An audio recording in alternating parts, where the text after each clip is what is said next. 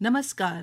क्षेत्रीय समाचार एकांश के विशेष कार्यक्रम में आज हम बात करेंगे एक सप्ताह एक प्रयोगशाला चारधाम यात्रा पर आने वाले श्रद्धालुओं के लिए स्वास्थ्य दिशा निर्देश और आकाशवाणी के लोकप्रिय कार्यक्रम में प्रधानमंत्री के मन की बात की अगली कड़ी। विशेष कार्यक्रम में आपके साथ मैं पंकज सनवाल खुलबे। श्रोताओं, कार्यक्रम में सबसे पहले जानकारी लेते हैं एक सप्ताह एक प्रयोगशाला विषय पर। देहरादून स्थित वैज्ञानिक और औद्योगिक अनुसंधान परिषद भारतीय पेट्रोलियम संस्थान में एक सप्ताह एक प्रयोगशाला विषय पर आयोजित कार्यशाला का कल समापन हो गया। इस कार्यक्रम में देश और प्रदेश में विज्ञान से जुड़ी योजनाओं पर चर्चा की गई। कार्यशाला को वर्चुअली संबोधित करते हुए मुख्यमंत्री पुष्कर सिंह धामी ने चंपावत में हो रहे विज्ञान संबंधी कार्यक्रमों के लिए सभी वैज्ञानिकों को बधाई दी। इस अवसर पर भारतीय पेट्रोलियम संस्थान के निदेशक डॉक्टर अंजन रे ने कहा कि संस्थान का उद्देश्य राज्य में अधिक से अधिक लोगों को स्वरोजगार से जोड़ना है और इसको लेकर लगातार काम किया जा रहा है। कि स्वरोजगार, प्रशिक्षण, शिक्षा और जो संसाधन का संरक्षण, चारों एक हाथ के 5 उंगली के 4 उंगली हैं। 5वां जो उंगली है वो है उसका नियंत्रण, उसका प्रशासन, उसका न्यायवर्धन, जिसे हम सरकार कहते हैं। तो मैं कहूँगा कि एक को छोड़ के दूसरा हम कर नहीं सकते। तभी लोग स्वरोजगार करेंगे, तभी पलायन कम होगा, तभी लोग गांव में वापस आएंगे। जब ये सारी चीज़ें एक साथ होंगे, जब लोग समझेंगे कि गांव में जो संसाधन हैं उससे बहुत कुछ हो सकता है। अब हम लोगों ने क्या किया है, हम लोगों ने शहरों को आकर्षक बना दिया है। लोग समझते हैं शहर में कुछ है। हाल ही में पिछले हफ्ते की कहानी है, यहाँ से एक लड़का दिल्ली चला गया, कहा कि मुझे अच्छी नौकरी वहाँ मिल गई, चला गया। आज वापस आ गया, कहता है कि दिल्ली में बड़ी गर्मी है, रहना बड़ा महंगा है, उससे तो मेरा यही ठीक है। इसी परिसर से तो मैं कहूँगा कि जो लोग गाँव छोड़ के देहरादून आ रहे हैं उन्हें भी वही कहना होगा, क्योंकि हम जानते हैं कि हर एक के लिए अपनी जो जगह है उससे मूल्यवान और कुछ भी नहीं हो सकता, पर उसकी मूल्य को प्रकट करके प्रत्यक्ष करने का काम ये जो मैं कहूँगा विज्ञान आधारित विकास है, जो हमारे मुख्यमंत्री ने आह्वान दिया। विज्ञान आधारित विकास जब तक कोने कोने तक नहीं पहुँचेगा तब तक हम इसको रोक नहीं पाएंगे। वहीं उत्तराखंड विज्ञान एवं प्रौद्योगिकी परिषद यूकोस्ट के महानिदेशक प्रोफेसर दुर्गेश पंत ने बताया कि ये कार्यक्रम राज्य और देश को नई दिशा देने में सहायक साबित होंगे। उन्होंने कहा कि चंपावत को आदर्श विधानसभा क्षेत्र के तौर पर विकसित किया जा रहा है। जी, ये माननीय मुख्यमंत्री जी का एक अभिनव प्रयोग है। उसमें यह है क्योंकि चंपावत एक ऐसा जनपद है जिसमें सभी तरह की क्लाइमेट है, गर्मी भी है, बीच का भी है, ठंड भी है और बहुत वेरिएशन है। इसलिए उस जनपद को लिया गया कि वो पूरे के पूरे, अगर एक वहाँ हम आदर्श चंपावत की तरह से वो विकसित होगा, उसी मॉडल को पूरे राज्य में उसका दोहराया जाएगा और उसी तरह से संपूर्ण हिमालयी राज्यों के लिए वो अपने आप में एक मानक का कार्य करेंगे।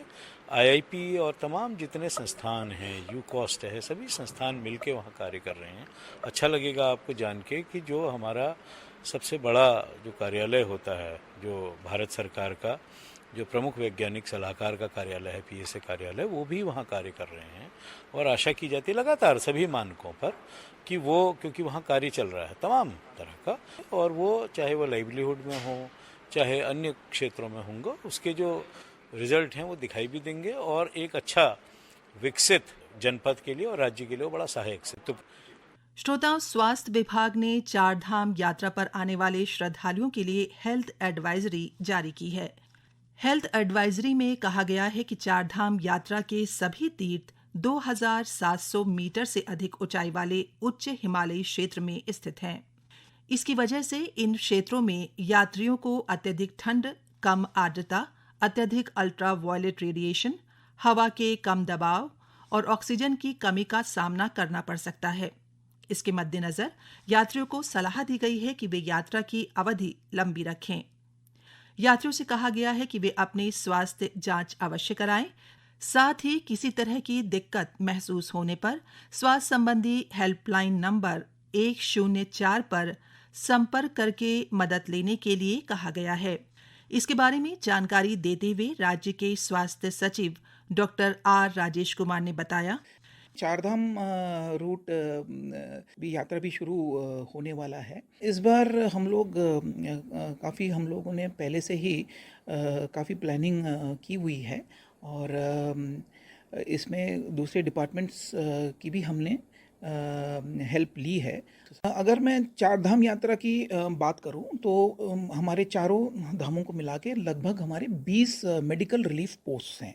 तो इन मेडिकल रिलीफ पोस्ट में नॉर्मली डॉक्टर रहते हैं, फार्मासिस्ट रहते हैं, नर्सेस वगैरह रहते हैं और बेसिक सुविधाएं रहती हैं। इस बार हम लोग अपग्रेडेशन ये कर रहे हैं कि जो lab in the bag devices हैं वो भी हम उपलब्ध कराएंगे। इसमें 28 पैरामीटर्स चेक होते हैं और ईसीजी इत्यादि भी इसमें चेक होता है, टेम्परेचर, बीपी के अलावा।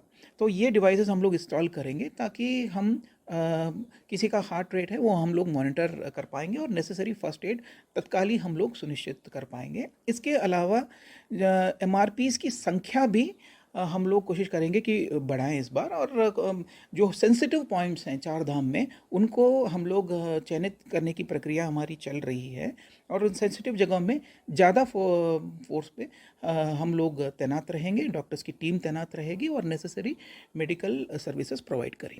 मैं सभी यात्रीगणों से ये अपील करना चाहूँगा कि जब भी वो चारधाम रूट लें और जब भी पैदल वो चलें, सबसे पहले जो स्वास्थ्य विभाग के जो हम लोग SOPs जारी करते हैं समय से समय, तो वो उन SOPs का आप लोग ज़रूर पालन करिएगा और पहाड़ चढ़ने से पहले अपने आप को अच्छी तरीके से एक्लेमेटाइज कर लीजिएगा। जहाँ रेस्ट लेना हो प्रॉपर रेस्ट लीजिएगा और एक्लेमेटाइजेशन करने के बाद फिर आप अपना यात्रा शुरू करिए। और श्रोताओं, कार्यक्रम के अंत में आइए सुनते हैं आकाशवाणी के लोकप्रिय कार्यक्रम प्रधानमंत्री के मन की बात पर आधारित विशेष श्रृंखला। आज की कड़ी का विषय है प्रधानमंत्री का कोरोना वैक्सीन पर विचार। लोग, आवाज और सीधा संवाद, यानी आपके हम सबके मन की बात। जी हाँ, ऐसे ही करोड़ों लोगों से जुड़ जाते हैं हमारे प्रधानमंत्री हर महीने मन की बात प्रोग्राम के साथ। आकाशवाणी पर यह सिलसिला इस महीने यानी अप्रैल में 100वीं कड़ी के साथ जारी रहेगा। इसी विशेष मौके पर मन की बात कार्यक्रम से प्रधानमंत्री के चुनिंदा संबोधनों को फिर प्रस्तुत किया जा रहा है। इस विशेष कार्यक्रम की 73वीं कड़ी में पेश है प्रधानमंत्री का कोरोना वैक्सीन पर विचार, जिसमें उन्होंने वैक्सीन कूटनीति और भारत की कामयाबी की बात की है। एक दौर था जब भारत दवाओं और वैक्सीन के लिए विशेषकर पश्चिमी मुल्कों पर निर्भर था, लेकिन अब हालात बदल गए हैं। कोरोना की महामारी से जब दुनिया घबराई हुई थी, भारतीय वैज्ञानिकों ने इसे चुनौती की तरह लिया। इसका असर हुआ, भारतीय वैज्ञानिकों ने रिकॉर्ड समय में कोरोना की वैक्सीन बना डाली। इसके बाद हमारे उत्पादकों ने कमान संभाली और वैक्सीन की इतनी खुराकें बनने लगी कि उससे देश में कोरोना टीकाकरण तो तेज हुआ ही, भारत विदेशों को भी वैक्सीन का निर्यात करने लगा। भारत की इस कामयाबी को 31 जनवरी 2021 को प्रसारित मन की बात कार्यक्रम में प्रधानमंत्री ने यूं याद किया है। जैसे कोरोना के खिलाफ भारत की लड़ाई एक उदाहरण बनी है, वैसे ही अब हमारा वैक्सीनेशन प्रोग्राम भी दुनिया में एक मिसाल बन रहा है। आज भारत दुनिया का सबसे बड़ा कोविड वैक्सीन प्रोग्राम चला रहा है। आप जानते हैं और भी ज्यादा गर्व की बात क्या है? हम सबसे बड़े वैक्सीन प्रोग्राम के साथ ही दुनिया में सबसे तेज गति से अपने नागरिकों का वैक्सीनेशन भी कर रहे हैं।